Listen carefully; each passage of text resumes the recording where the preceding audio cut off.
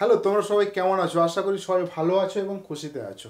তো আজকে দেখো, এই তড়িৎ কেমিক্যাল ইলেকট্রোকেমিক্যাল সিরিজটা, এই তড়িৎ শ্রেণীটা এটা কোথায় কাজে লাগে, কি কাজে লাগে সেটা আমি তোমাদের আলোচনা করব। প্রথমে লেখা আছে কি, লঘু অ্যাসিড থেকে হাইড্রোজেন প্রতিস্থাপন। তার মানেটা কি? তার মানেটা হচ্ছে কি, হাইড্রোজেন প্রতিস্থাপন মানে কি, হাইড্রোজেন গ্যাস আমাকে তৈরি করতে হবে। তাহলে আমি হাইড্রোজেন গ্যাস ইলেকট্রোকেমিক্যাল সিরিজে দেখো রিয়েকশনটা দেখো, সিম্পল রিয়েকশনটা দেখো, এইচ প্লাস প্লাস একটা ইলেকট্রন দিয়ে হাফ এইচ টু তৈরি করছে। আমি রিয়েকশনটা এভাবে লিখছি, এখানে দেখে না, এইচ প্লাস, এটা অ্যাকুয়াস হবে, এর সঙ্গে দুটো ইলেকট্রন যুক্ত হয়ে কি তৈরি করছে, এইচ টু গ্যাস তৈরি করছে। তার মানে একটা জিনিস বলো, যে এই রিয়েকটনটা, এই রিয়েকশনটা দেখে আমার কি মনে হচ্ছে? রিয়েকশনটা দেখে মনে হচ্ছে হাইড্রোজেন প্রস্তুত করতে গেলে আমার কি লাগবে? লঘু অ্যাসিড লাগবে। লঘু অ্যাসিড এই যে রয়েছে, এইচ প্লাস রয়েছে লঘু অ্যাসিডের ক্ষেত্রে, তোমার আয়নটা কি এইচ প্লাস হয় এবং তার অ্যানায়ন থাকে। তো এই যে এইচ প্লাসটা রয়েছে, এর সঙ্গে আমাকে কি দিতে হচ্ছে? এর সঙ্গে আমাকে দেখো ইলেকট্রন দিতে হচ্ছে। তার মানে কোথা থেকে আমাকে ইলেকট্রনটা নিতে হবে? বুঝতে পারছো? যে আমাকে একটা জায়গা থেকে যদি ইলেকট্রন আমি পেয়ে যাই, ওই এইচ প্লাস যদি একটা ইলেকট্রন পেয়ে যাই, সেই পেয়ে যাওয়ার সঙ্গে সঙ্গে হাইড্রোজেন তৈরি করবে। তাহলে ইলেকট্রন কে দেবে? ইলেকট্রনকে বর্জন করতে হবে। তো ইলেকট্রন কে বর্জন করে? আমি আবার লিখছি তোমাদের, দেখো ইলেকট্রন কে বর্জন করে, যদি সেটা বিজারক হয়। আমি লিখেছিলাম বিজারক হলে কি করবে, ইলেকট্রন বর্জন করবে। এবং যে রিঅ্যাকশনটা হবে সেটাকে আমরা কি বলবো, জারণ বিক্রিয়া বলবো। আর ইলেকট্রন যদি গ্রহণ হতো, ইলেকট্রন যদি গ্রহণ হতো তখন তাকে আমরা কি বলতাম, জারক পদার্থ। আর রিঅ্যাকশনটা কি হতো, বিজারণ বিক্রিয়া বলতাম।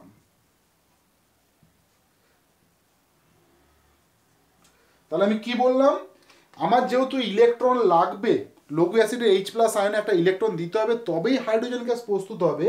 তো সেই জায়গাতে ইলেকট্রন আমি কোথা থেকে পাবো? ইলেকট্রন আমাকে কে দেবে? বিজারক পদার্থ ইলেকট্রন দেবে। তাহলে বিজারক পদার্থ আমি এখানে ধরে নিচ্ছি। বিজারক পদার্থ কি? বিজারক পদার্থ ধরো একটা মেটাল রয়েছে, ওই মেটাল কি করবে, একটা ইলেকট্রন দেবে, এন নাম্বার অফ ইলেকট্রন দেবে, প্লাস নিচে কি করবে, এন প্লাস হয়ে যাবে। আমি আবার বলছি তোমাকে, তাহলে এম থেকে যে এন প্লাস হলো, মানে এই জিরো থেকে যে প্লাস হয়েছে, জিরো থেকে প্লাস হয়েছে, এটা যদি বিজারক পদার্থ, বিজারক পদার্থ মানে কি, নিজে জারিত হবে, অপরকে বিজারিত করবে। আবার আমি বলছি, নিজে জারিত হবে মানে নিজের যেটা হবে সেটা কিন্তু নয়, তুমি কাউকে যেটা করবে সেটাই তোমার নাম হবে।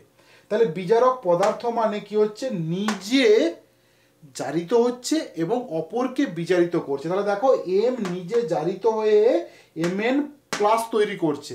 এই যে এম এন প্লাস, এই এখানে এম এন প্লাস হলো, এই যে দুটো ইলেকট্রন, এই দুটো ইলেকট্রন বা এন নাম্বার অফ ইলেকট্রন, এ কি করলো, একে দিল এবং একে কি করছে, এইচ প্লাসকে বিজারিত করছে, বিজারিত করছে করে এইচ টু তৈরি করছে। বুঝতে পেরেছ? তাহলে কি হলো, আমি এখানে ধরো লিথিয়ামের দিলাম, লিথিয়াম থেকে লিথিয়াম প্লাস প্লাস একটা ইলেকট্রন, যদি আমি দুটো লিথিয়াম দিই তাহলে দুটো লিথিয়াম দুটো ইলেকট্রন, এই দুটো ইলেকট্রন এর সঙ্গে যুক্ত হয়ে কি করবে, H2 তৈরি করবে। তার মানে এটা হচ্ছে কি, যে ইলেকট্রোকেমি, যে মেটালের ক্ষেত্রে তার প্রমাণ বিজারণ বিভবের মান যত কম হবে, সে তত ইজিলি লঘু অ্যাসিড থেকে, খুব সাধারণভাবে মানে খুবই সহজভাবে লঘু অ্যাসিড থেকে হাইড্রোজেন প্রতিস্থাপন করতে পারবে। একদম ক্লিয়ার ব্যাপারটা? তাহলে কি হচ্ছে, এই ইলেকট্রোকেমিক্যাল সিরিজে নিচ থেকে উপরের দিকে যত আমি যাব, যে মেটালগুলো রয়েছে নিচে তার থেকে যত উপরের দিকে যাব, তত কি হবে, এই প্রভাবটা লঘু অ্যাসিড থেকে হাইড্রোজেন প্রতিস্থাপন আমি ইজিলি করতে পারবো। এরপরে তোমাদের বইয়ে দেবে একটা উদাহরণ দেওয়া আছে, বা তোমাদের কোশ্চেন এইভাবে আসে। কিভাবে আসে, যে তোমার জিঙ্ক 2+ করতে পারবে না কপার 2+ করতে পারবে? জিঙ্ক 2+ করতে পারবে, সরি, জিঙ্কের মেটাল, আয়রনের মেটাল আর কপার, এই তিনটে মেটালের মধ্যে কোন মেটালটা লঘু অ্যাসিড থেকে হাইড্রোজেন প্রতিস্থাপন করবে? তাহলে তোমাকে কিন্তু পরীক্ষার খাতাতে এই মানটার প্রমাণ বিজারণ বিভবের মানটা দেওয়া থাকবে। তাহলে কি E0 Zn2 plus slash Zn, E0 Fe2 plus slash Fe। কোনো চিন্তা করবে না যে তোমাদের দেওয়া থাকবে না, অবশ্যই দেওয়া থাকবে, এটা নিয়ে চিন্তা করার কোনো কারণ নেই। তাহলে Zn এর ক্ষেত্রে আমরা কি জানি 0.76 ভোল্ট, আয়রনের ক্ষেত্রে আমরা জানি মাইনাস 0. এটা আমরা ভুলে গেছি 4.5 ভোল্ট, কপারের ক্ষেত্রে কি হবে প্লাস 0.34 ভোল্ট, কপার তো হ্যাঁ। তাহলে দেখে নাও এখানে এবার এইটা দেখে এই শুধুমাত্র এই প্রমাণ বিজারণ বিভবের মানটা দেখেই তুমি বলে দিতে পারবে যে লঘু অ্যাসিড থেকে হাইড্রোজেন কিভাবে প্রতিস্থাপন করা হয়। দেখে নাও তাহলে কি জিঙ্ক করতে পারবে এবং আয়রন করতে পারবে, তার কারণটা কি হাইড্রোজেনের উপরে যারা থাকবে তারাই একমাত্র হাইড্রোজেনকে প্রতিস্থাপন করতে পারবে। বুঝতে পেরেছো? তাহলে হাইড্রোজেনের উপরে যে সমস্ত মেটালগুলো থাকবে তারাই লঘু অ্যাসিড থেকে H2 প্রতিস্থাপন করতে পারবে, এটা মাথার মধ্যে ঢুকিয়ে নাও। তাহলে কি হচ্ছে, আর আমরা জানি হাইড্রোজেনের উপরে সবাই কি নেগেটিভ, তাহলে যত মেটাল আছে তত মেটালগুলো তোমাদের ইজিলি করতে পারবে, কিন্তু এই নিচের দিকে কেউই করতে পারবে না। তাহলে এখানে কি হচ্ছে, এখানে রেটটা কি হবে, জিঙ্ক সব থেকে বেশি, তারপরে আয়রন, এটা তো করবেই না, কপার এটা করবে না, এই দুটো করবে। তাহলে কি এই দুটোর মধ্যে আমি বলে দিতে পারবো যার বিজারণ বিভবের মান যত কম হবে সে তত বেশি লঘু অ্যাসিড থেকে হাইড্রোজেনকে প্রতিস্থাপিত করতে পারবে।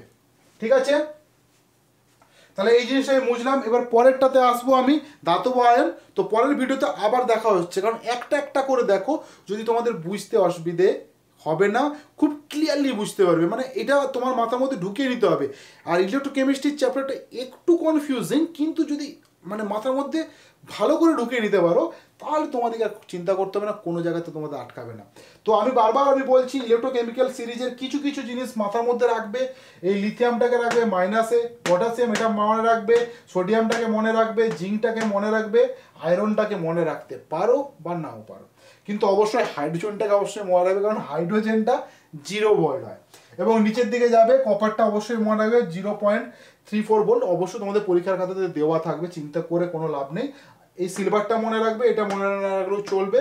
আর ফ্লোরিনটা মনে রাখবে, যেটা প্লাস 2.87 ভোল্ট হবে, যে সব থেকে বেশি প্রমাণ বিজারণ বিভব। ঠিক আছে, চলো tata, have a good day, সবাই ভালো থেকো, খুশিতে থেকো।